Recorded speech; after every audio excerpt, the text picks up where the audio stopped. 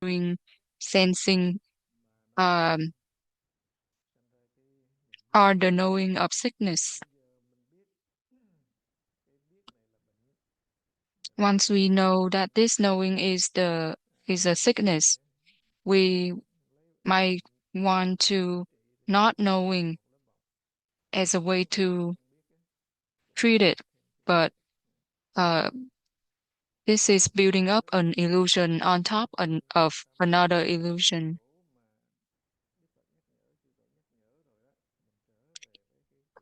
If we believe in the original mind, we will return to the true nature and will not chase after subject, object, and duality.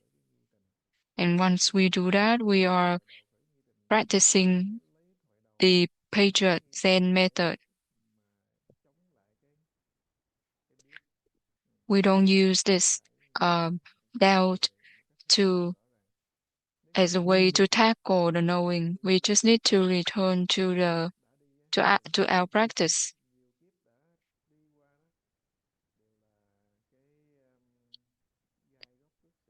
The path that we have been on for many, many lives is the life of ignorance and attachment. Now the Buddha give us the path that don't have um, any dirtiness. We don't need to go on the path of dirtiness and having to wash our legs. All we need to do is to go on the path without any dirt. So same thing, our practice just need to ask the question, raise the doubt. For example, talking about the precept of stealing because of our greed and our discrimination, we might find a thing that is valuable. Then we want to possess that thing and want to uh, for ourselves because of our discrimination, feeling and perception. We imagine that this thing is valuable. If I have it, I will become rich and happy. So that is, we are going into the path of evil. Now we just need to return to our nature, understand that that is not a good path. Then we stop, we forget about that thing. Then we move away from discrimination. It's just like once you withdraw our hands, then it means we no longer stealing. So that is a way to maintain the precept. We don't need to look for anything as a way to maintain the precept. Same thing, we are on the path of ignorance for so many lives. Now, with the reminder of the wise teacher, we just need to not going into that route and go to a good path. A good path means the path of the doubt, the path to raise the body mind and sweep all away, sweep all duality. All we need to do is being diligent on the practice. If we enter the stream, then we will not be bothered by discrimination.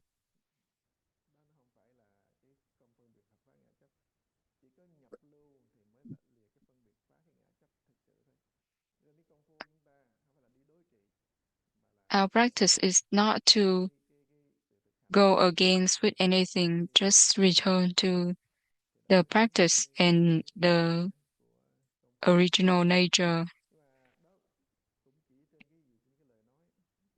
But all of these are still just based off of the language, meaning it's still based off of discrimination and attachment. Therefore, we refer to it as the skillful means of prajna, we haven't been able to raise the prajna contemplation yet. If we rely on this skillful means, it means we still use the consciousness and discrimination, but we will raise the prajna contemplation. The doubt will automatically sweep away everything. The doubt is equal to entering the stream.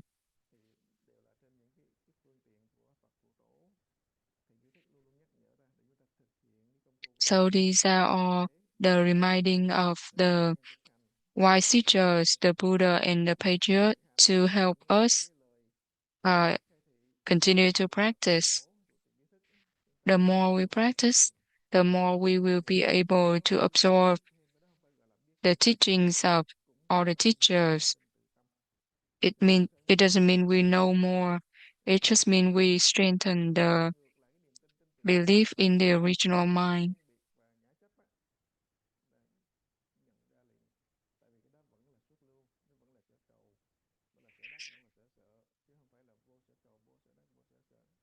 The more we hear, we will be able to recognize what teaching is still based off of the object of gaining, seeking, and fearing versus not. So the knowing based on hearing, seeing, sensing, knowing is a way the Buddha remind us to continue to practice.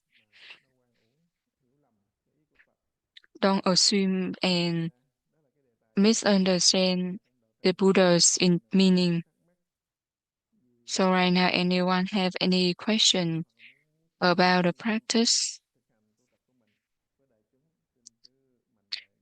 or want to share your experience? Please bring it up. Namo Sakyamuni Buddha.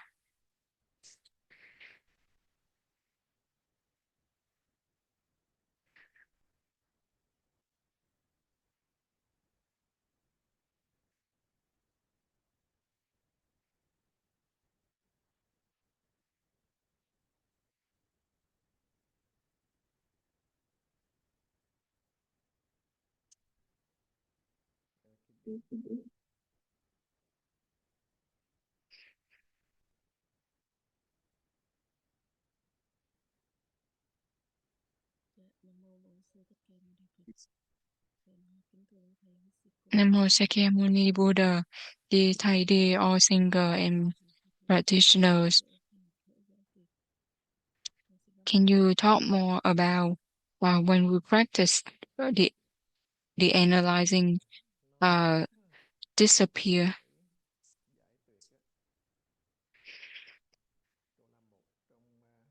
When the practice begin, um, the reasoning ends is one of the 10 requirements listed in the book How to Practice to help us follow the right meaning of entering the stream.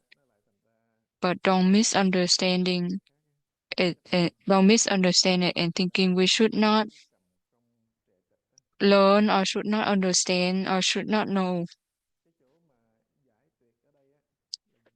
The reasoning ends here means we stop um researching, we stop trying to memorize, we stop trying to know based on the conditions, meaning we stop going out of the stream. Some people they hear the teachings but they continue to increase their reasoning. And when the reasoning is manifested, it means we don't follow the right principle, meaning they use the question as the goal. They use the discrimination and duality as a goal. And if they carry ignorance and attachment as they go, then doesn't matter where they go. They still have ignorance and attachment. So when the practice begins, the reasoning ends. If we don't truly understand, we might be slandering this teaching. Some people think they should forget about the recorded teachings of the patriots, forget about the scriptures of the Buddha. That means they are attached um, to the none versus the yes. And if they attach to no, it's even a more serious sickness than attached to yes.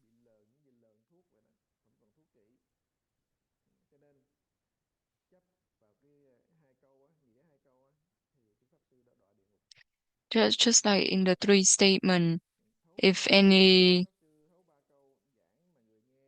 teacher still attached to within the two statement, that teacher um will be on the path to go to hell. But if the teacher is not attached to the three statement, then the teacher is correct.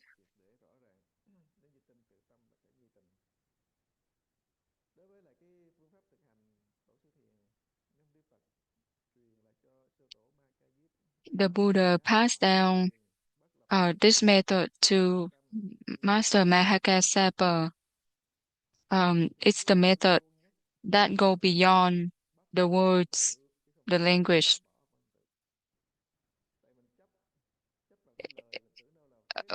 Our patriot keep emphasizing it means we are not attached to the language. It doesn't mean we get rid of all the teachings.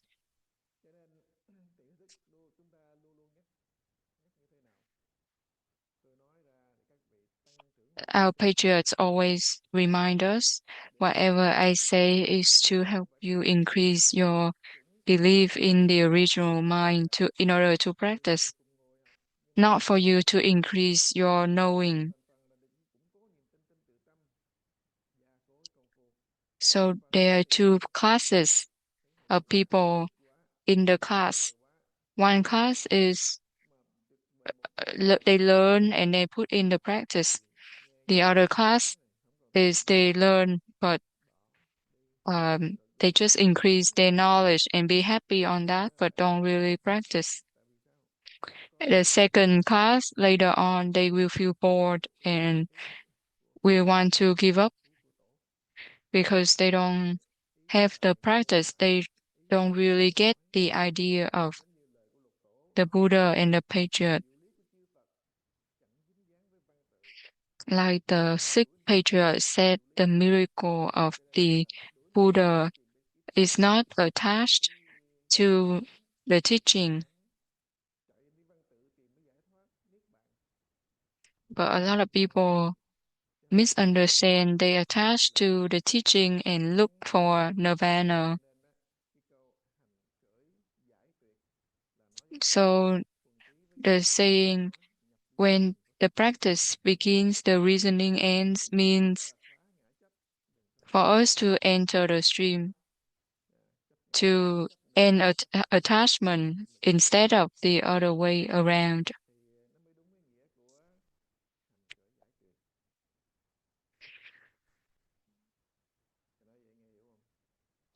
Uh, do you understand what I said?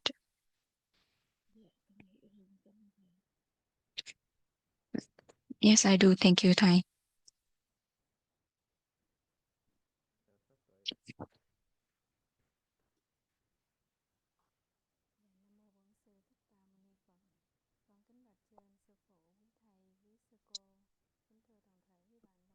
Namo Sakyamuni Buddha, dear Thầy, dear Sangha, dear all Dharma friends. Yesterday, I listened to a video talking about the life of the second patriot. I think I heard from you a lot of time, but I didn't pay attention. Yesterday, when I listened to it, I remember when Bodhidharma passed down the method to the second patriarch. He he reminded the second patriarch to maintain the right Dharma, and the rope we only pass for a certain time, then we will stop, because at that time Buddhism will be more common. Uh, Even though not a lot of people will understand, but there's still going to be people who will be awakened. Therefore, there's no need to continue to pass down the rope of the Buddha. Same to what you just shared. I think that right now with the media, it's easy for us to listen to the Dharma. But if we are not clever enough, then I feel like we more like abusing the skillful means than appreciate the skillful means to apply it to practice. This is still uh, a way of thinking from me that I accidentally share with one of the person this morning. I think I might be wrong, so can you give me some advice, Namo Shakyamuni Buddha?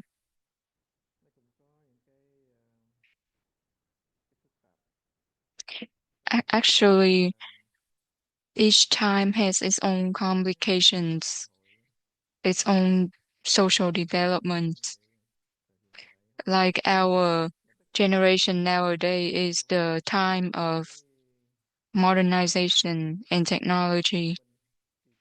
Everything comes from the knowing of ignorance and attachment. They are delusion. We might think it's special, but let's talk about the heaven realm. They have all kind of superpowers. They can go from Vietnam to the US within seconds. All kind of miracles. So even the heaven realm can do that. They still not be able to be liberated. They still have affliction and suffering. And the more we have things to our likings, the more we will feel attached, because we tend to want to satisfy our consciousness. And when we satisfy, it's easy for us to indulge in those convenience, and we might create a lot of bad karma. Like we can stand the heat, we can stand the day, we can stand the night. All day we feel suffer.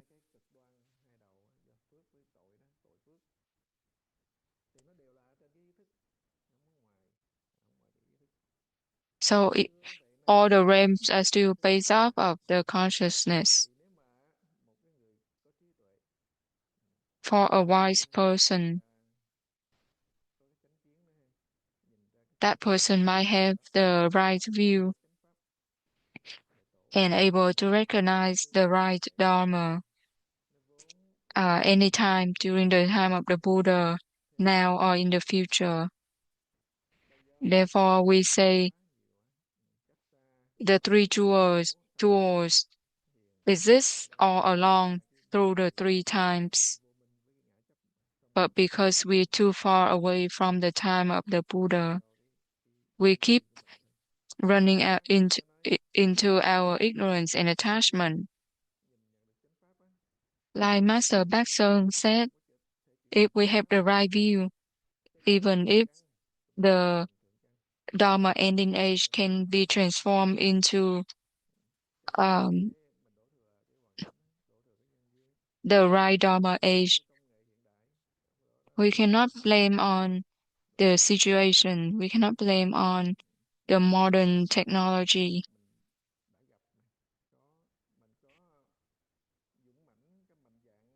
We already meet the right Dharma. We will be able to be strong and determined to practice. Don't think that it's easier to practice in the past than now. Um, Past or present still the same. If we have a determined mind, we believe in the original nature and we are sincere about birth and death, nothing can be an obstacle to us.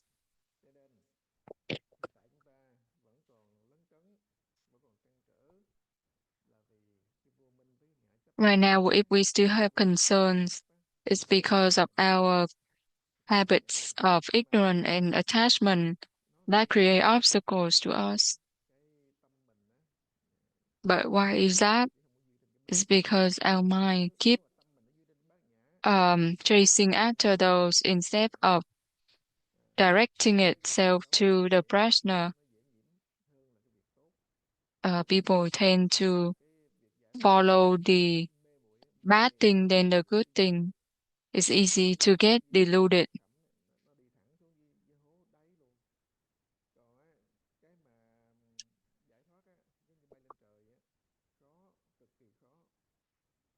Liberation is like going up. It's much more difficult than being deluded, which is going down. So we raise the body mind and we have to work hard until when we achieve complete body. If we have a strong will, doesn't matter how difficult it is, we will be able to do it. So the basic thing is we have to always strengthen the belief in the original mind and always practice. Ask the question, raise the doubt. Don't don't let ourselves have any um deluded thoughts, even if it's a little one. And if we can be uh drastic and determined like that, we will be able to practice following the intention of the Buddha and the Patriot, and we'll be able to maintain the right Dharma. That is a person who know how to pay gratitude to the three jewels. Like the vow of Master Ananda, um, he vowed that during the hard times, uh, he willing to go through all the suffering,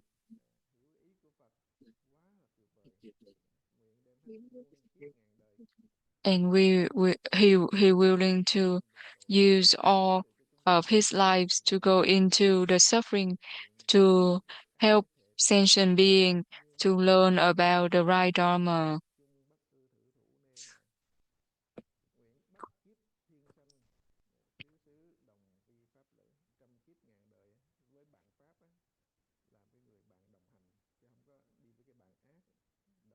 And he vowed to become a friend of the right Dharma um, for all of his lives.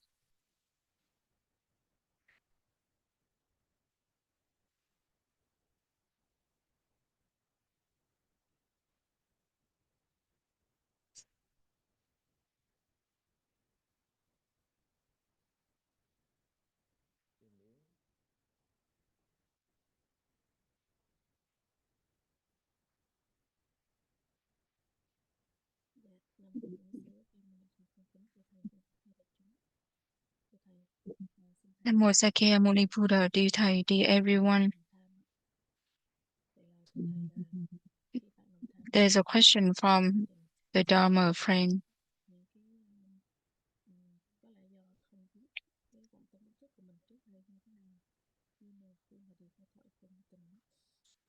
When she practice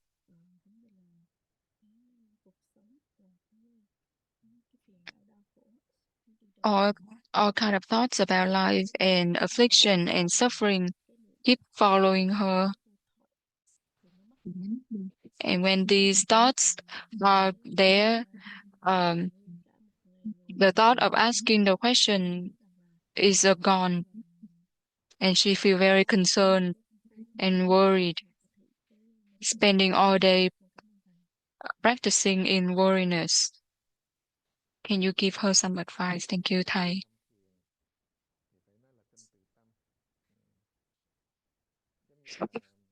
This method, we have to believe in our original mind. Our life is always on the knowing of illusion, attachment, and ignorance. Because of those, we have a we perceive the self and what belongs to the self, and from there we feel suffer. If we cannot possess those things,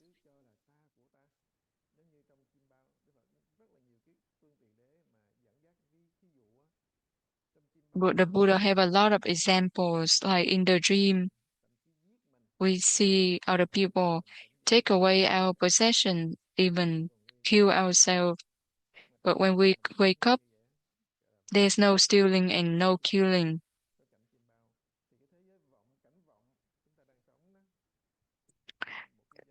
So same thing for in our open eye dream. If we cannot get awakened, we will have to go through the suffering of this dream. So we need to hurry and wake up. But we don't want to wake up. We just want to continue the dream. Therefore, we have to continue to suffer. If they want to escape off of this dream, they have to rely on the three jewels, or else they will never be able to awaken from the open eye dream.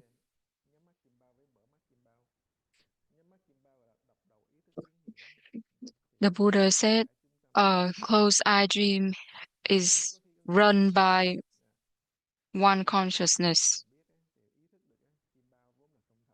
A lot of people experience that.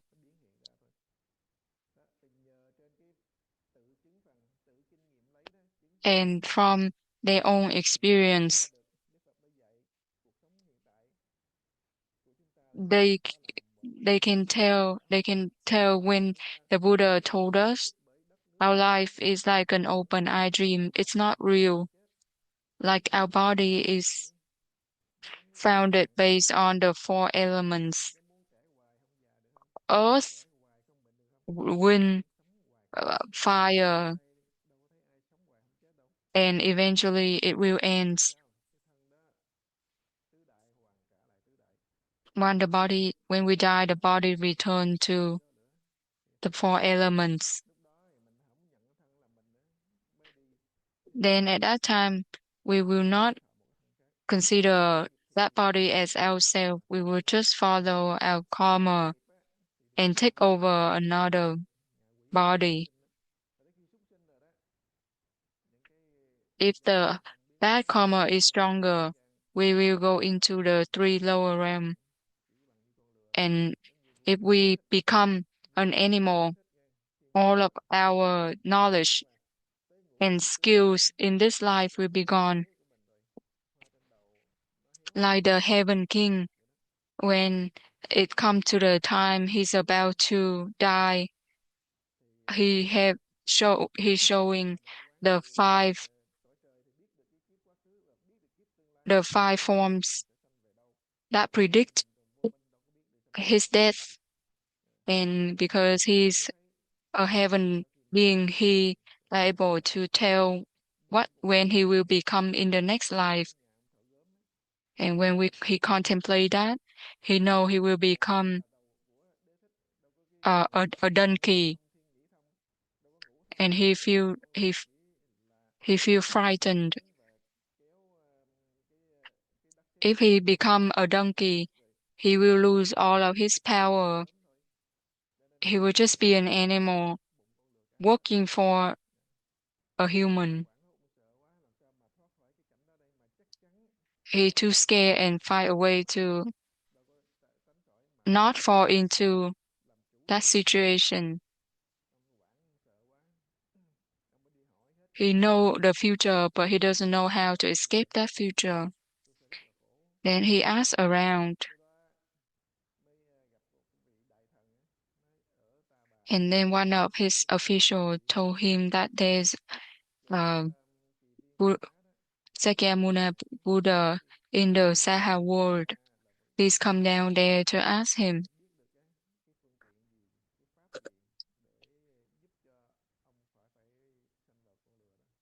The Buddha will know what to do to help you avoid that outcome.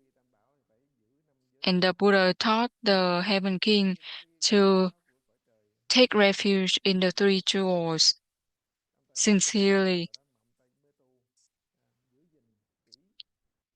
Because of this fear to become the donkey, he put all of his effort to cultivate. And when he died, he actually become the fetus within the donkey's belly.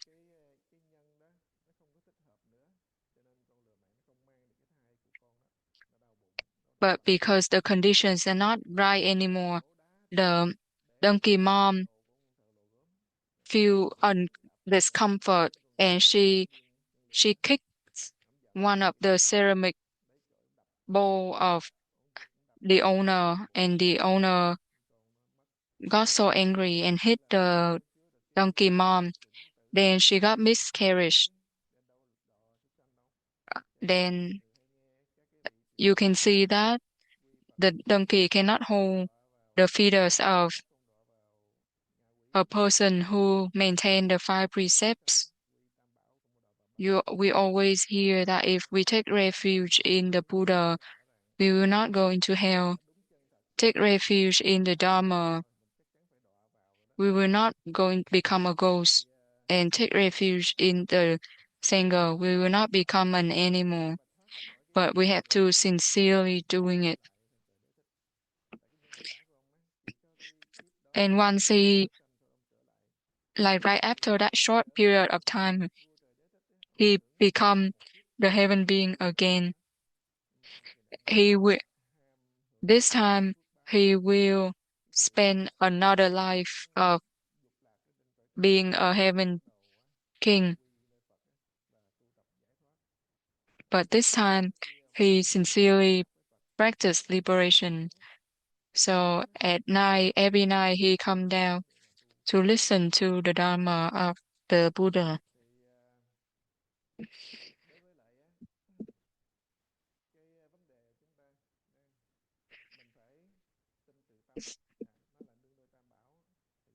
So we have to believe in the true mind, rely on the three jewels, so that we will not be controlled by our ignorance and attachment that could lead us into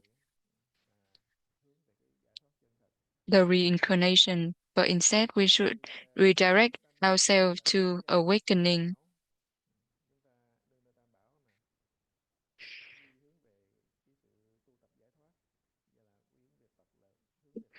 We rely on the three jewels. We direct ourselves to the Buddha, the Dharma, so that we can end ignorance and attachment. We take refuge in the Sangha, which is a community of all the cultivating first people.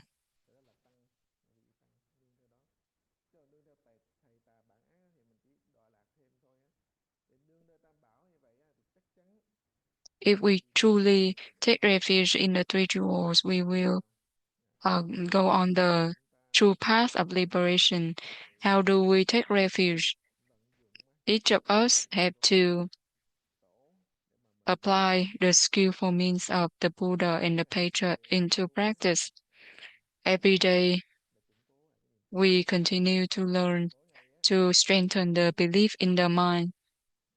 Every day, we have to practice. Ask the question, raise the doubt.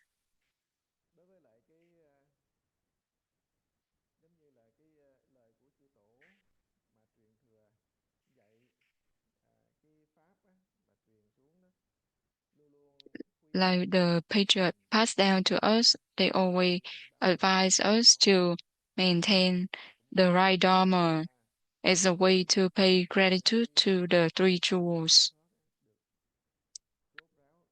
and as a way to help us go all the way on our path of liberation. If we cannot finish it this life, we will continue this mission in the next life.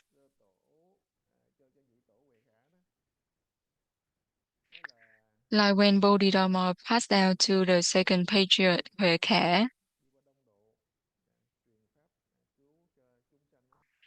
to carry the Dharma from the west to the east.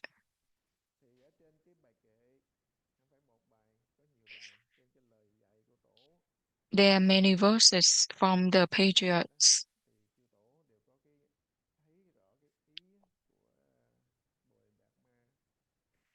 which show the intention, the meaning from Bodhidharma, or even Sakyamuni Buddha.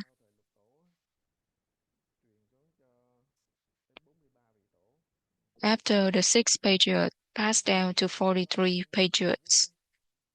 Within those 43 patriarchs, the two strongest parties, and from there it leads to the five parties: Lâm Tế, Tào Động, Quy Ngưỡng, Vân Môn, and Pháp Nhạn. All of those go align with what Bodhidharma referred to from one flower bloom into five petals. Like from one beginning go into five parties.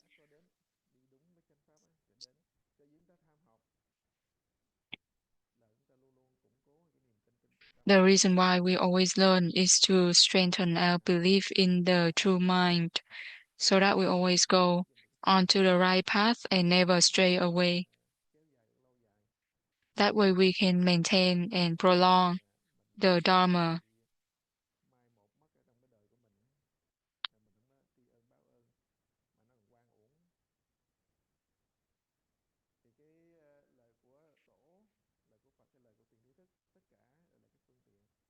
So all the teachings are the skillful means to help us contemplate the rational, or look at the Hoa Thou, or keep our original mind in mind. Thank you, Thầy. The time is up. Goodbye, everyone. Namo Sakyamuni Buddha.